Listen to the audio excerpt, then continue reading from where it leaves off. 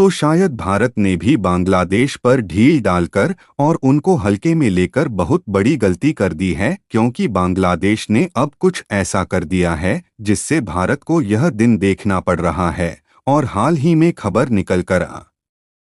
रही है कि भारत की नई दिल्ली में एक प्रोटेस्ट होना शुरू हो गया है, जिसमें अब इस बात की मांग शुरू हो गई है कि बांग्लादेश में एक्सपोर्ट होने वाले सभी जरूरी प्रोडक्ट को भारत के द्वारा पूरी तरह से बंद कर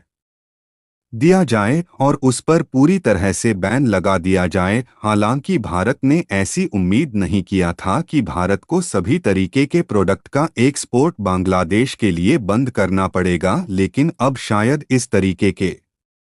प्रोटेस्ट के बाद भारत को ऐसा कदम उठाना पड़ सकता है। भारत और बांग्लादेश से जुड़ी कुछ ऐसी ही चौंकाने वाली खबर निकल कर आई है, जिसे हम इस वीडियो में समझाने का प्रयास करेंगे। लेकिन आगे बढ़ने से पहले इस वीडियो को एक लाइक करके चैनल को सब्सक्राइब जरूर कर लीजिए, क्योंकि यह आपके लिए 1 सेकंड का काम है, लेकिन इससे हमारी काफ़ी बड़ी मदद होती है। दरअसल पिछले 19 सितंबर की बात है, बांग्लादेश के खागरचारी जिला में जो चकमा समुदाय के लोग रहते थे, उन पर बांग्लादेशी आर्मी द्वारा एक बहुत बड़ा अटैक कर दिया जाता है, जिसमें इन लोगों के 100 से भी ज्यादा घरों को और कई दुकानों को बांग्लादेशी आर्मी द्वारा आग लगा दी जाती है। यानी कि कुछ दिन पहले तो कट्टरपंथियों के द्वारा हिंदुओं पर अत्याचार किए जा रहे थे, लेकिन अब यह बात सभी अल्पसंख्यकों पर आ गई और चकमा समुदाय के लोगों पर खुद बांग्लादेशी आर्मी द्वारा इतिहास का सबसे बड़ा अटैक किया गया। इसके बाद इन लोगों को केवल भारत ही एक सहारे की तरह नजर आया और चकमा समुदाय के लोग जो भारत में भी रहते हैं, इन्होंने भारत के विदेश मंत्री एस जयशंकर और पीएम मोदी के नाम एक चिट्ठी लिखी, जिसमें साफ साफ कहा गया कि भारत को बांग्लादेश की अंतरिम सरकार मोहम्मद यूनुस के साथ सभी प्रकार के रिलेशन रद्द कर देने चाहिए और उन पर दया दृष्टि दिखाने की जरूरत नहीं है, क्योंकि भारत के पड़ोसी बांग्लादेश में लगातार अल्पसंख्यकों पर अत्याचार हो रहे हैं। और अब यह बात यहां तक पहुंच गई है कि खुद वहां की आर्मी ने अटैक करना शुरू कर दिया है, लेकिन इसके बावजूद यह बात अभी भी समझ नहीं आ रही है कि आखिरकार ज्यादातर देश इस मामले में अपनी आंखों पर पट्टी बांधकर क्यों बैठे हुए हैं और बांग्लादेश के द्वारा इस तरीके की हरकतों पर कोई भी देश कुछ भी बोलने को तैयार नहीं है। फिलहाल हम इस खबर की चर्चा इसलिए कर रहे हैं क्योंकि भारत के पड़ोसी देश में इतना सब कुछ होने के बावजूद भी इस खबर को बहुत कम लोगों ने कवर किया और शायद ही आप तक यह बात पहुंची होगी। फिलहाल बांग्लादेश के द्वारा इस तरीके की हरकतें करना और आर्मी द्वारा बेवजह अल्पसंख्यकों पर इस तरीके के अटैक करना, यह बात भारत की नई दिल्ली तक पहुंच चुकी है और जंतर मंतर में चकमा कम्युनिटी के द्वारा इस बात को लेकर बहुत बड़े लेवल पर प्रोटेस्ट किया जा रहा है और उनकी तरफ से दो सबसे बड़ी डिमांड की जा रही है। पहली डिमांड तो यह है कि भारत सरकार किसी न किसी तरीके से चकमा कम्युनिटी के लोगों को बांग्लादेश में बचाए और दूसरी यह डिमांड की जा रही है कि बांग्लादेश में भारत के द्वारा जो एसेंशियल प्रोडक्ट्स यानी कि उपयोगी सामानों का एक्सपोर्ट किया जाता है, उसे पूरी तरह से बंद कर दिया जाए और उस पर हमेशा के लिए बैन लगा दिया जाए, ताकि मोहम्मद यूनुस को उनकी गलती का अंदाजा लग पाए कि उनकी तरफ से कितनी बड़ी गलती की जा रही है। और यहाँ पर भारत सरकार को भी यह बात समझ में आ रही है कि हमने बांग्लादेश पर जितना ज्यादा ढील देने का प्रयास किया, बांग्लादेश की आक्रामकता उतनी ही ज्यादा बढ़ती जा रही है। और अगर भारत ने अब भी कोई तगड़ा एक्शन बांग्लादेश के खिलाफ नहीं लिया, तो वहां के जो अल्पसंख्यक समुदाय के लोग हैं, उन पर संकट और भी ज्यादा बढ़ सकते हैं। लेकिन जब इस बात की जांच की जा रही है कि आखिर बांग्लादेश की आर्मी यह सब कुछ कैसे कर सकती है, तो यह बात सामने आ रही है कि इसमें जरूर पाकिस्तान की आईएसआई और इस्लामिक टेररिस्ट का बहुत बड़ा हाथ है। इन्हीं नीच हरकतों के कारण पीएम मोदी ने बांग्लादेश के मोहम्मद यूनुस जी को सीधे तौर पर इग्नोर करना शुरू कर दिया है, क्योंकि जब अमेरिका में भी कुछ दिन पहले पीएम मोदी गए थे तो उस समय वहां पर मोहम्मद यूनुस भी पहुंचे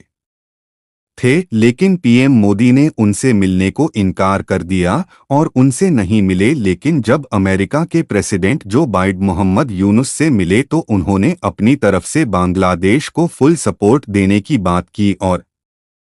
अमेरिका ने यह बात तक कह डाली बांग्लादेश के साथ वह क्लोज पार्टनरशिप करके आगे बढ़ेंगे। लेकिन आपको जानकर हैरानी होगी कि अल्पसंख्यकों और हिंदुओं पर हो रहे इस अत्याचार को लेकर कोई बात मेंशन नहीं की गई।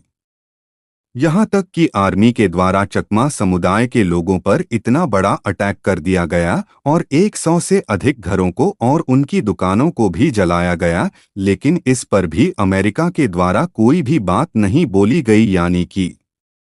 ऐसे में जब अमेरिका, चीन और पाकिस्तान इन तीनों देशों का हाथ बांग्लादेश के फेवर में है तो भारत के लिए बांग्लादेश को रोकना थोड़ा मुश्किल हो रहा है। इसलिए सीधे तौर पर पीएम मोदी से अब डिमांड होना शुरू हो चुकी है कि बांग्लादेश के सभी एसेंशियल और इंडस्ट्रियल प्रोडक्ट का एक्सपोर्ट बंद कर दिया जाए, जिसमें भारत के द्वारा बांग्लादेश को एक्सपोर्ट होने वाले फूड प्रोडक्ट, फ्यूल्स यानी कि डीजल, पेट्रोल एंड कोयला और एनर्जी के साथ साथ टेक्सटाइल इंडस्ट्री में उपयोग होने वाले रॉ मटेरियल्स के एक्सपोर्ट को भी बंद करने की बात कही जा रही है और इसके एक्सपोर्ट पर पूरी तरीके से तब तक बैन लगा रहने दिया जाए जब तक कि बांग्लादेश में अल्पसंख्यकों पर होने वाले वायलेंस को ना रोका जाए। यकीन मानिए साथियों, इससे बांग्लादेश को इतना बड़ा झटका लगेगा कि वह अंदर तक हिल जाएगा और ऐसा नहीं किया जाता तो बांग्लादेश अब जल्द ही ईस्ट पाकिस्तान में तब्दील होने वाला है। और नई दिल्ली में इस तरीके का प्रोटेस्ट हो रहा है तो ज़रूर भारत सरकार कोई ना कोई बड़ा कदम बांग्लादेश पर ज़रूर उठाएगी, क्योंकि चकमा समुदाय के न सिर्फ घरों को जलाया गया है बल्कि लगभग 9 लोगों को जान से भी मार दिया गया है और एक बुद्धिस्ट टेम्पल को भी तोड़ दिया गया है। हालांकि देखना यह होगा कि दिल्ली में हो रहे इस प्रोटेस्ट के बाद यहां पर भारत सरकार के द्वारा कौन सा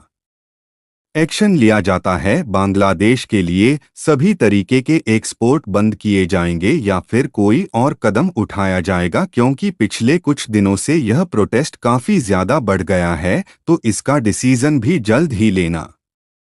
होगा। लेकिन इसी बीच आपको जानकर खुशी होगी कि भारत के 2 पड़ोसी भिखारी देश पहली बार आपस में मिले हैं और इनका आपस में मिलना इस कदर देखने को मिल रहा है कि जैसे मानो सदियों से बिछड़ने के बाद एक दूसरे का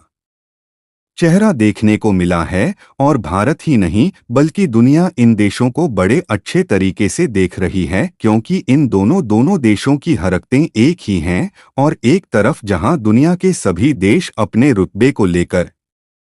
यूनाइटेड नेशन की मीटिंग में पहुंच रहे हैं, वहीं यह दोनों देश भीख मांगने का कटोरा लेकर विदेशी यात्रा पर पहुंचे हैं और दोनों देश आपस में ऐसे लपक कर गले मिल रहे हैं जैसे सदियों से बिछड़ने के बाद दोनों दोस्त आपस में मिले हो। फिलहाल कमाल की बात यह है कि दोनों देशों का मकसद एक ही है कि किसी न किसी तरीके से अपने कटोरा को भरकर वापस लौटना है और यदि कटोरा भरने में असफल हुए तो इनके देश वाले इन्हें छोड़ेंगे नहीं। इसी बीच पाकिस्तान के शहबाज शरीफ ने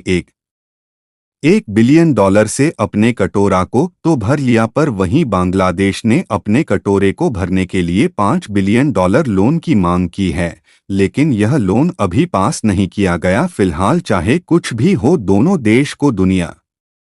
कटोराबाज के नाम से देख रही है। और आप लोगों का इस बारे में क्या कहना है, अपनी राय कमेंट में ज़रूर बताएं और इस वीडियो को एक लाइक करके अपने मित्रों तक शेयर ज़रूर करें ताकि उन्हें भी जानकारी मिल सके। इसी तरह और भी नॉलेजेबल वीडियो देखने के लिए चैनल को सब्सक्राइब करके बेल आइकन को ऑल पर ज़रूर सेलेक्ट करें। जय श्री राम।